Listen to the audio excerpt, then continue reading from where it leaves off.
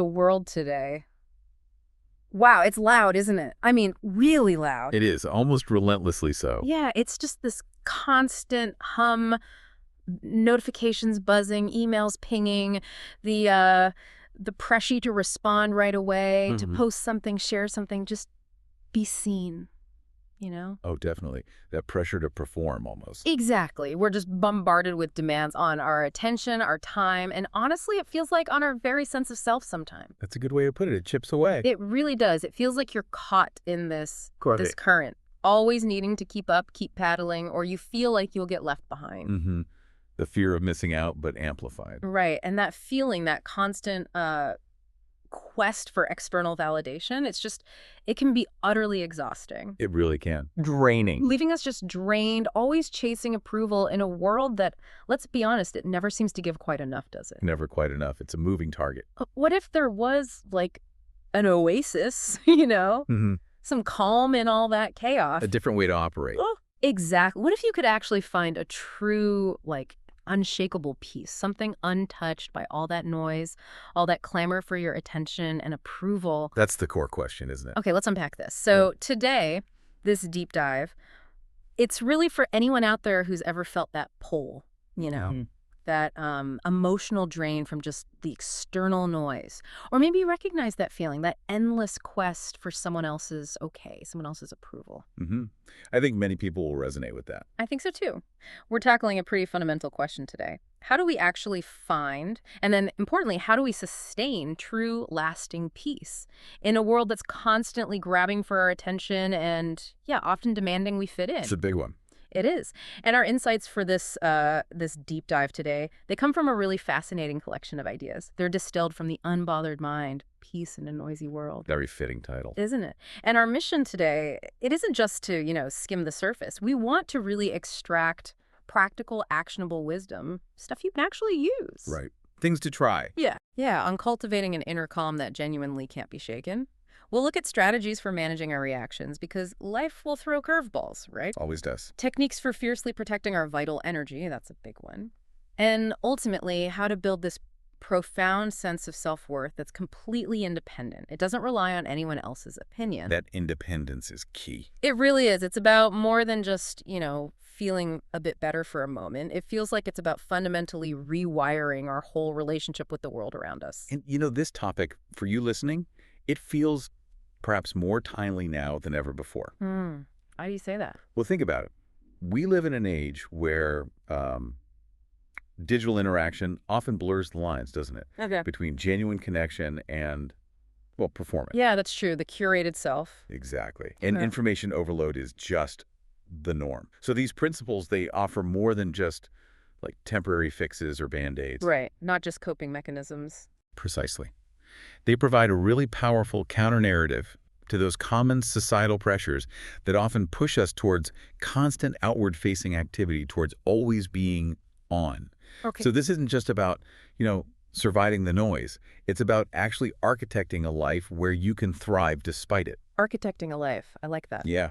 It promises not just those fleeting moments of calm, but a really enduring, self-owned sense of freedom, something that can genuinely transform your day-to-day experience. Yeah. It's about building something internal, something truly resilient. That's such an important distinction, isn't it? Not just a quick fix, but an enduring freedom.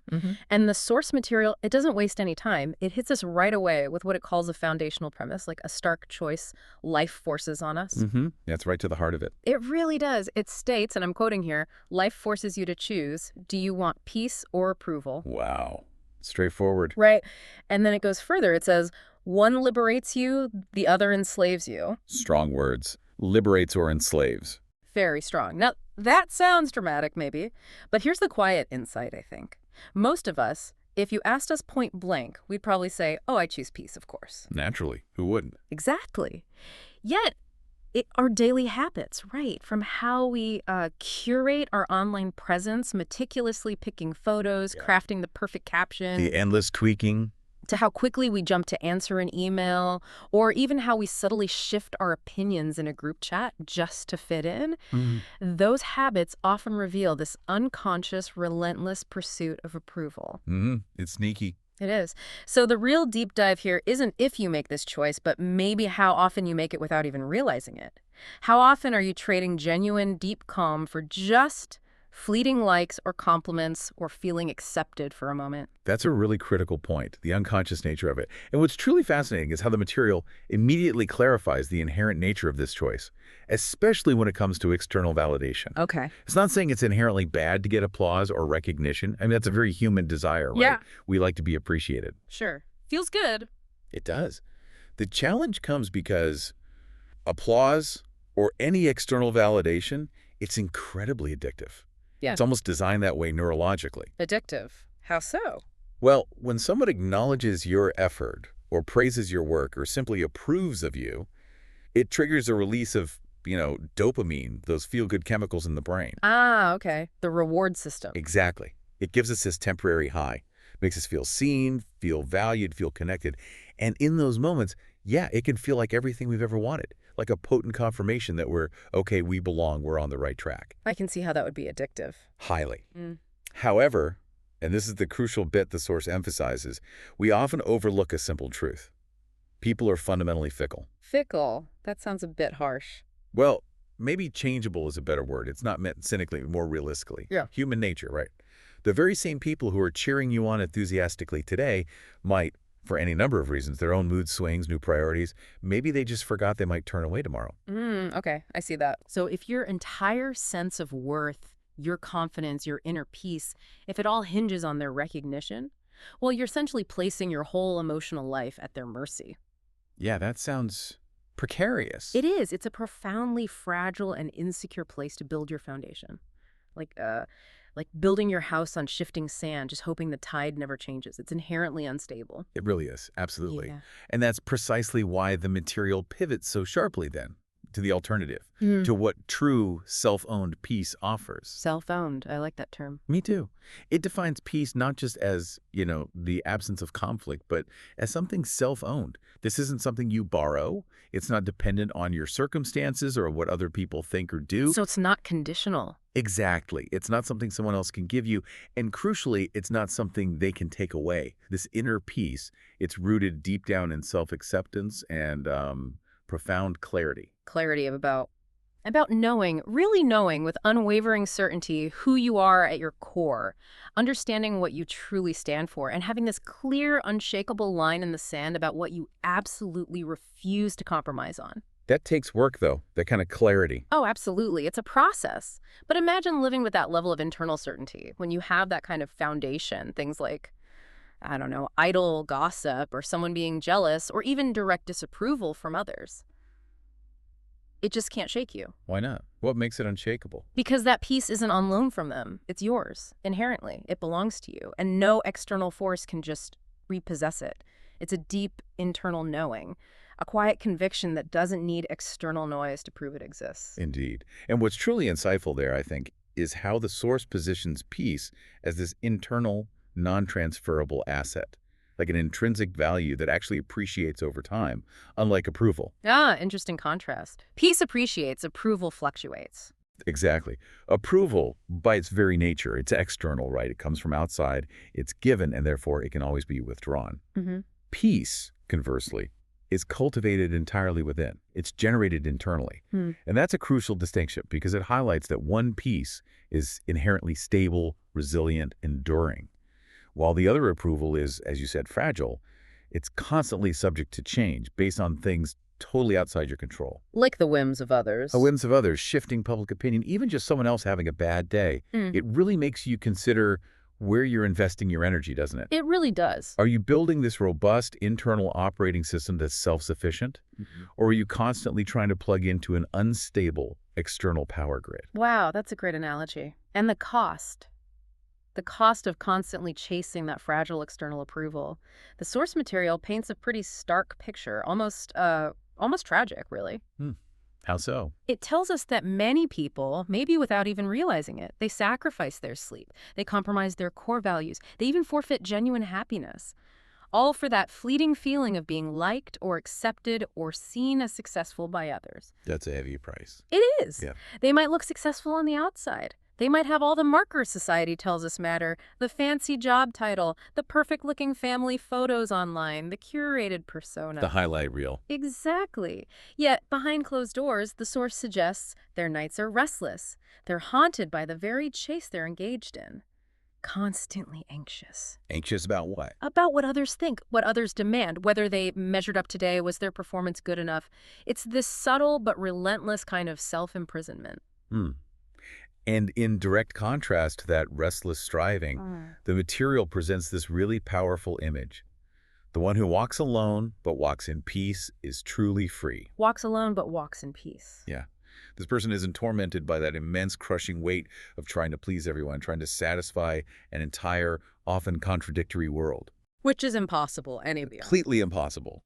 And that freedom, the text really emphasizes this, it's not just valuable, it is priceless. Priceless freedom versus restless striving. It's a profound distinction. It suggests that outward success, if it comes at the direct cost of your inner peace, well, it's ultimately just another form of enslavement. Enslavement to external expectations. Which really brings up a tough question for all of us listening, doesn't it? It does, a deeply personal one. What truly defines success and freedom in your life? Is it the applause, the likes, the validation from the crowd? Or is it that quiet, unwavering confidence you feel when you know you're walking your own path, aligned with your own truth? Regardless of who's watching or clapping, what are you spending your precious energy seeking? Exactly. And that freedom, that deep internal peace, it's not weakness. This is where the source really pushes back against common misconceptions, I think. How so? People might see being unbothered as uncaring. Right. Or passive, or aloof. But the source argues it's quite the opposite. It makes it crystal clear. It takes courage to disappoint others in order to honor your soul. Wow. Courage to disappoint. That's counterintuitive for many. It really is.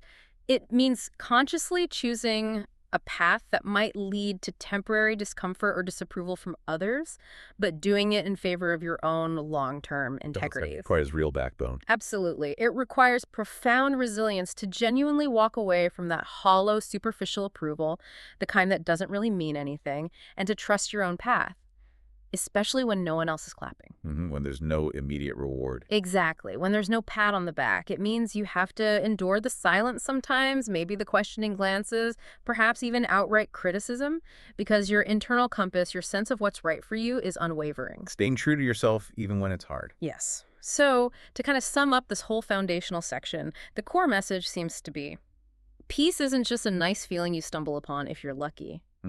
It's active. It's a profound, conscious, and often courageous choice.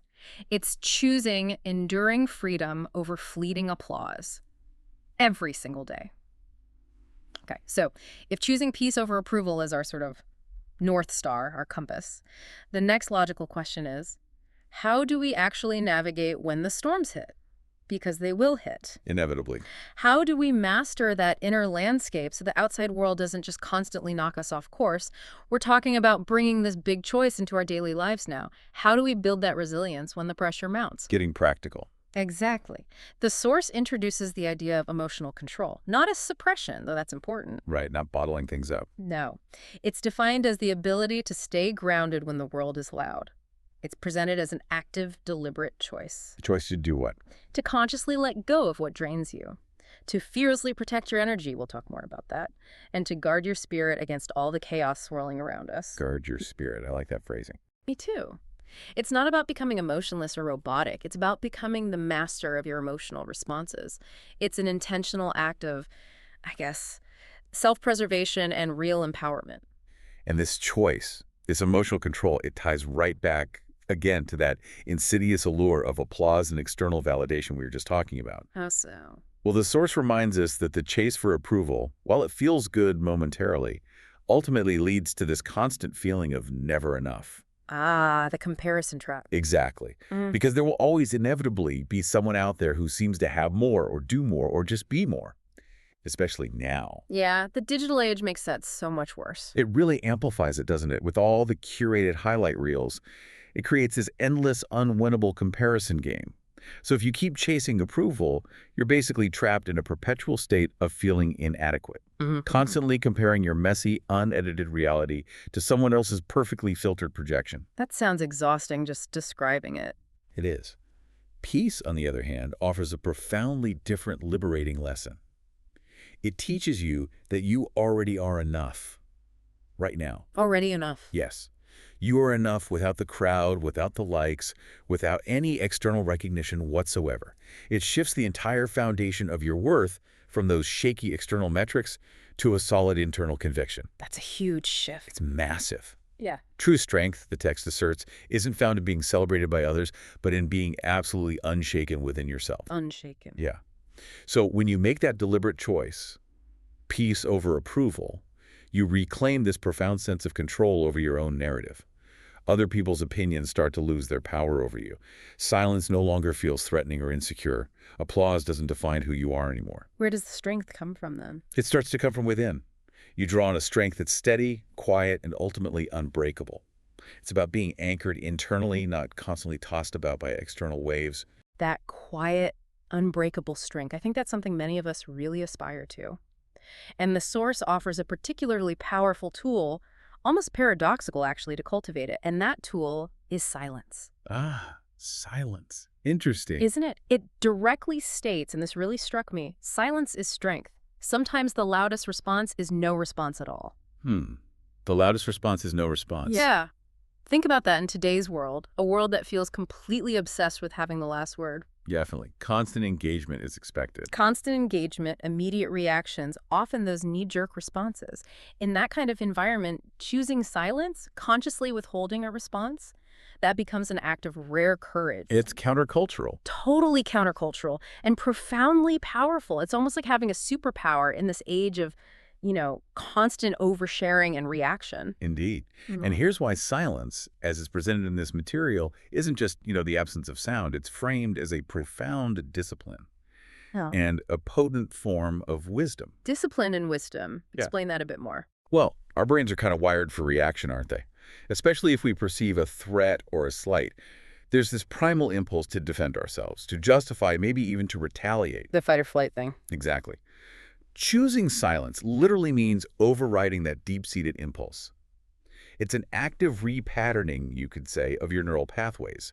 You're moving from those reactive, amygdala-driven responses towards a more thoughtful, prefrontal, cortex-guided intention. So you're retraining your brain. In a very real sense, yes. Actively retraining your brain to prioritize peace over that immediate gratification of reacting or perceived self-defense. The source puts it beautifully. Not every comment deserves an answer. Not every insult deserves your energy. Not every battle is worth fighting. That requires discernment. Huge discernment. So silence here isn't presented as surrender or weakness at all. It's a strategic withdrawal, a deliberate act of restraint. And when you intentionally withhold your reaction, you achieve something really significant. You deny others the power to control your emotions. You refuse to let them pull you into their drama, their negativity. You don't take the bait. You don't take the bait. You effectively force them, in a way, to confront their own noise, their own provocations, while you remain steadfast and unshaken in your calm. It's actually a powerful psychological maneuver. It's a way of saying, very clearly but quietly, my peace is not up for negotiation. Wow. And the benefits of that kind of strategic silence, they go beyond just denying others control, right? The source highlights how silence also brings clarity. Clarity. How? It creates this invaluable internal space, almost like a mental vacuum where you can actually think, you can reflect, and you can choose to respond with intention rather than just reacting purely on impulse, which is often driven by anger or defensiveness. That pause. That crucial pause. We've all experienced it, haven't we? Those moments when words just fly out in anger in the heat of the moment, and later you're filled with deep regret. Oh, absolutely. Said things you wish you could take back. Exactly.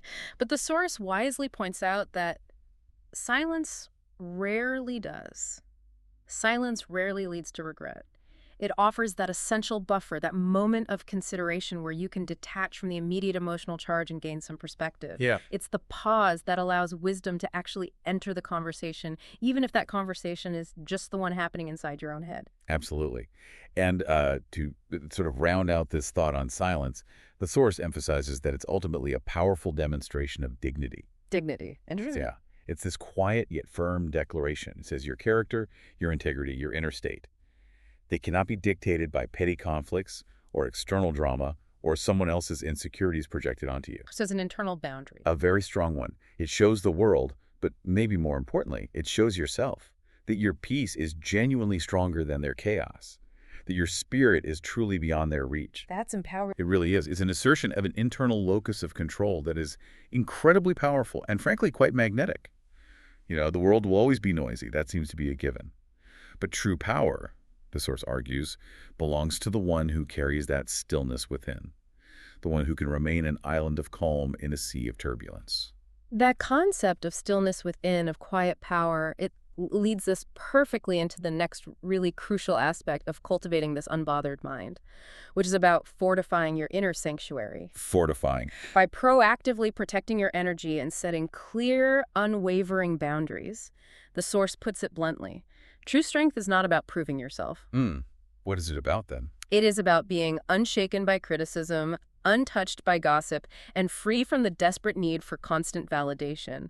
It really hammers home this idea that those who are truly strong, they don't waste time arguing with noise. They don't get drawn in. No. They don't get tangled up in trivial debates or defensive explanations. Their very presence, their calm demeanor, and maybe more importantly, their results, their actions. They speak for themselves. They don't need to shout to be heard. Their impact just resonates on its own. And this is precisely where silence becomes such an incredibly strategic tool, specifically for energy management. Connecting silence and energy. Exactly. The source explains that when you consciously choose silence, when you decide not to engage with every provocation, every juicy bit of gossip, every attempt to suck you into drama, you're not just avoiding conflict. You are actively conserving your vital energy. Your fuel, as you called it earlier. Your fuel, Yeah. exactly. And that conserved energy can then be redirected towards your growth, towards building what truly matters to you, and towards diligently protecting your peace, which, as we've established, is probably your most valuable asset. And the impact of doing that. It's profound. Quiet confidence, it says, is inherently louder than any argument you could ever make. Gossip just. It loses all its power when you refuse to participate, either by spreading it or reacting to it. It needs fuel to survive. It does. Insults lose their sting when you choose not to even acknowledge them. And perhaps most importantly, drama just dies. It completely fizzles out when you simply refuse to feed it any of your precious attention or energy. Starve the drama. Starve the drama. And there's a key quality of this strategic silence that's often overlooked. Its unshakable nature. Silence cannot be twisted, misquoted, or undone. It is unshakable. That's a really good point. Words can be manipulated. Easily. Words, once they're out there, can be taken out of context, used against you, or deeply regretted. Silence, however, it remains pure in its message. It just is. So it's not just about what you don't say, right? It's also, maybe even more critically, about mastering your reactions, which, let's be honest, is often the hardest part. Definitely the hardest part. The source acknowledges, look, life will inevitably bring storms. That's just part of the deal. Betrayals happen, failures, losses, unexpected challenges. They're woven into the human experience. Can't avoid them. You really can't. You cannot control the winds or the storms themselves or the actions of other people. That's a fundamental truth we just have to accept. But here's the core truth, the empowering truth that this material really lays bare. You can always control your response. That is the essence of true strength. The response is where the power lies. Exactly. Think about the opposite for a second. If you allow external forces to dictate your emotions, if every little insult, every setback, every disappointment instantly controls your mood and your actions, well, then you're effectively living like a prisoner to your circumstances. Reactive. Constantly reactive. Your inner state is just being buffeted around by whatever happens externally. But when you discipline your reactions, when you consciously choose how you will respond rather than merely reacting on instinct, you break free. You stop being pulled around by the world's strings. And instead, you start holding the strings of your own destiny. It's a profound shift, really, from feeling like a victim of circumstance to being an empowered agent in your own life. Exactly. And the source beautifully frames this emotional discipline as one of the highest forms of power. Higher than, say, positional power. Absolutely. Think about it. Yeah. Anyone can lose their temper. That's actually the path of least resistance. It requires zero skill, zero conscious effort. It's easy. True. But it takes true mastery, real inner work, to remain calm when everything inside you wants to explode. When you feel deeply wronged or when someone's expertly pushing all your buttons. That takes practice. A lot of practice. It uses a powerful metaphor, suggesting that these storms of life, they aren't actually meant to destroy you. Instead, they're meant to reveal the strength of your foundation. Reveal the strength. Yeah. Okay. And if your foundation is deeply rooted in patience, in discipline, in peace, things you have intentionally cultivated, then no storm, no matter how fierce it seems, can truly move you off your center. So the storms test the foundation. Precisely. And it clarifies something crucial. Controlling your reactions does not mean ignoring or suppressing your feelings. That's a common and frankly dangerous misconception. Right. That just leads to other problems. Huge problems. Yeah. Instead, it means owning your feelings, understanding where they come from, processing them in a healthy way, and then choosing how to express them, or indeed, if you need to express them externally at all. That conscious choice, that space between the stimulus and the response, that's where real freedom and real power genuinely live. It's a space that wise cultivate very, very carefully. That space, that choice, it really is everything, isn't it? And life, luckily or unluckily, gives us countless opportunities every single day to practice this. Here's where it gets really interesting and like super applicable to your everyday life. The practical application. Yes. Think about those moments, the small ones and the big ones, that test your resolve. Someone cuts you off in traffic. Classic example, right?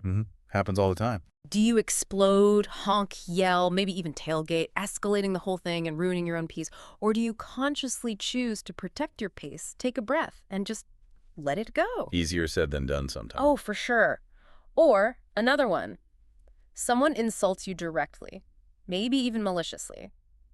Do you waste your precious energy trying to prove them wrong, justifying your worth, getting defensive? Or do you simply walk away internally knowing that your inherent worth remains utterly untouched by their words? Like, a diamond isn't dull just because someone throws mud at it. That's a powerful image. Your worth is independent. Exactly. The source reminds us that every test either weakens you or